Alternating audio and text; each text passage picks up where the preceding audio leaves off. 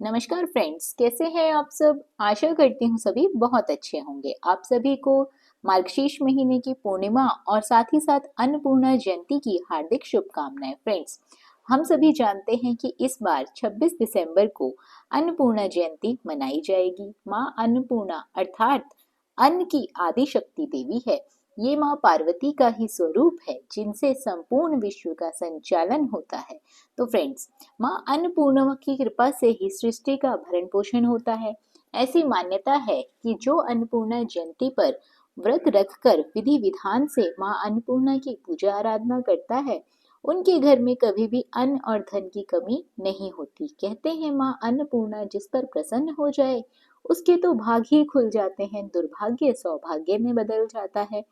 अन्नपूर्णा जयंती पर माँ की आराधना में कथा का श्रवण जरूर करना चाहिए, इससे पुण्य फल प्राप्त होता है। तो चलिए आज मैं आपको इस वीडियो के माध्यम से अन्नपूर्णा जयंती की संपूर्ण कथा की जानकारी देने जा रही हूँ। कथा को अंत तक जरूर सुने ताकि आपको भी पुण्य फलों की प्राप्ति हो सके। तो फ्रेंड्स, कथा इस प्रकार है। एक समय की बात है, काशी निवासी धनंजय की पत्नी का नाम सुलक्षणा था। उसे अन्न सब सुख प्राप्त था, केवल निर्धनता ही उसके दुख का एकमात्र कारण थी। यह दुख उसे हर समय सताता रहता था। एक दिन सुलक्षणा पति से बोली, स्वामी आप कुछ उद्यम करो तो काम चले, यानी कि कुछ बिजनेस करो तो हमारा काम चल जाएगा।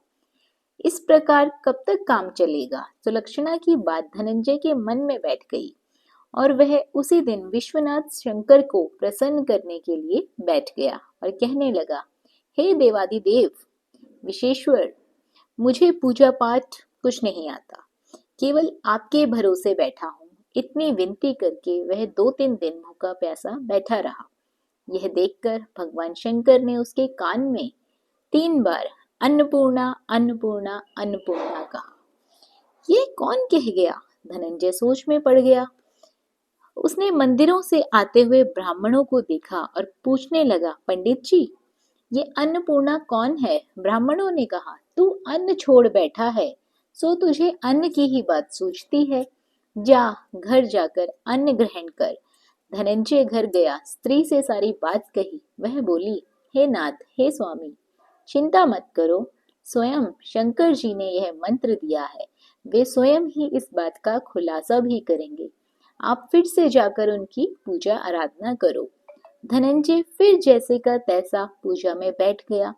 रात्रि में शंकर जी ने आज्ञा दी और कहा, तू पूर्व दिशा की ओर चला जा। वह अन्नपूर्णा का नाम जपता जाता और रास्ते में फल खाता जाता, झरनों का पानी पीता जाता। इस प्रकार कितने ही दिनों तक वह चलता चला गया पूर्व दिशा की ओर। वहां उसे चांदी सी चमकती वन की शोभा देखने में आई। सुंदर सरोवर देखने को मिले। उसी के किनारे कितनी ही अप्सराएं झुंड बनाए बैठी थी। एक कथा सुनती और सब मिलकर माँ अन्नपूर्णा अन्नपूर्णा बार बार कहते गए। उस समय अगहन मास का यानी कि मार्गशीर्ष मास की उजेली रात्रि थी, यानी पूर्णिमा की रात थी और आज से ही व्रत का आरंभ था। जिस शब्द की खोज में वह निकला था, जब उसे वह शब्द सुनने को मिला तो धनंजय उनके पास जाकर पूछा, हे देवियों, आप यह क्या करती हो। उन सब ने कहा, हम सब माँ अन्नपूर्णा का व्रत करते हैं। धनंजय ने पूछा, यह व्रत किस प्रकार किया जाता है, इसके करने से हमें क्या मिलता है और यह किसी ने किया भी है या नहीं किया है, इसे कब किया जाता है, किस प्रकार किया जाता है, कृपा करके आप मुझे इसकी सारी विधि बतलाओ। वे कहने लगी, इस व्रत को हर कोई कर सकता है। 21 दिन तक 21 गांठ का सूत लेना चाहिए।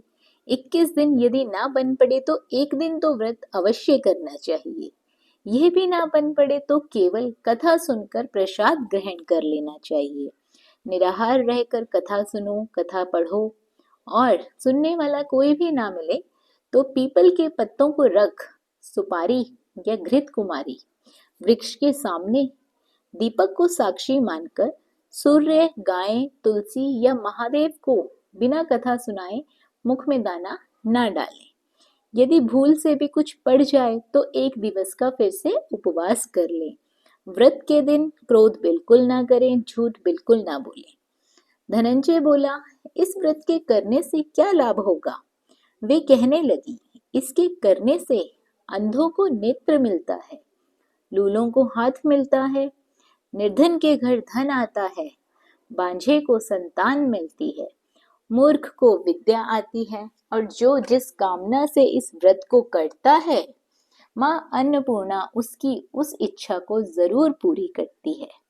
वह कहने लगा, बहनों, मेरे पास भी धन नहीं है, विद्या नहीं है, कुछ भी तो नहीं है। मैं तो दुखिया ब्राह्मण हूँ। मुझे इस व्रत का सूत दोगी क्या? हाँ भाई, तेरा कल्याण हो। हम तुम्हें अवश्य ही इस व्रत का मंगलसूत्र दे देंगे। ले, इस व्रत का मंगलसूत्र ले ले। धनंजय ने व्रत किया, व्रत पूरा हुआ। तभी सरोवर में से 21 खंड की स्वर्ण सीढ़ी हीरा मोती जड़ी हुई प्रकट हुई। धनंजय जय अन्नपूर्णा, जय अन्नपूर्णा, जय अन्नपूर्णा कहता जाता था। इस प्रकार कितनी ही सीढ़ियां उतर गया तो क्या देखता है कि करोड़ों सूर्य से प्रकाशमान अन्नपूर्णा का मंदिर है। उसके सामने स्वर्ण सिंहासन पर माता अन्नपूर्णा विराजमान है। सामने भिक्षा लेते हुए भगवान शंकर खड़े हैं। देवंगनाएं चमर डुलाती हैं। कितने ही हथियार बांधे पहरा देते हैं। धनंजय दौड़कर जगदम्बा के चरणों में गिर गया। देवी उसके मन का कलेश जान गई। धनंजय कहने लगा, हे माता, आप तो अंतर्यामी हो, आपको अपनी दशा में क्या बतलाऊं? माता बोली, पुत्र, तूने मेरा व्रत किया है, जा, संसार तेरा सत्कार करेगा। माता ने धनंजय की जीवा पर बीज मंत्र लिख दिया। अब तो उसके रोम रोम में विद्या प्रकट हो गई। इतने में क्या देखता है कि वह काशी विश्वनाथ के मंदिर में खड़ा है। माँ का वरदान ले धनंजय घर आया। सुलक्षणा से सब बात कही। माता जी की कृपा से उसके घर में संपत्ति उमड़ने लगी। छोटा सा घर बहुत बड़ा गिना जाने लगा। जैसे शहद के छत्ते में मक्खियां जमा हो गई हों, उसी प्रकार अनेक संबंधी आकर उसकी बड़ाई करने लगे। कहने लगे, धनंजय, इतना धन और इतना बड़ा घर, सुंदर संतान नहीं है तो इस कमाई का क्या करेगा? कौन इस कमाई को भोगेगा? सुलक्षणा से संतान नहीं थी, इसलिए तुम अब दूसरा विवाह कर लो। इच्छा न होते हुए भी धनंजय को दूसरा विवाह करना पड़ा। सती सुलक्षणा को सौत का दुख उठाना पड़ा। इस प्रकार दिन बीतते गए। फिर हर वर्ष की तरह इस वर्ष भी अगहन मास आया। नए बंधन से बंधे पति से सुलक्षणा ने कहलाया कि हम व्रत के प्रभाव से ही सुखी हुए थे, इस कारण हमें यह व्रत नहीं छोड़ना चाहिए। यह माता जी का ही प्रताप है जो हम इतने संपन्न और सुखी हैं। सुलक्षणा की बात सुन धनंजय उसके यहाँ आया और व्रत में बैठ गया। नई बहू को ये देखकर बिल्कुल भी अच्छा ना लगा। उसे इस व्रत की कोई खबर भी नहीं थी। वह धनंजय के आने की राह देखती रही। दिन बीतते गए और व्रत पूर्ण होने में अभी 3 दिवस बाकी थे कि नई बहू को खबर पड़ी। उसके मन में ईर्ष्या और ज्वाला दहक पड़ी। वह सुलक्षणा के घर आ पहुंची और उसने वहां भगदड़ मचा दी।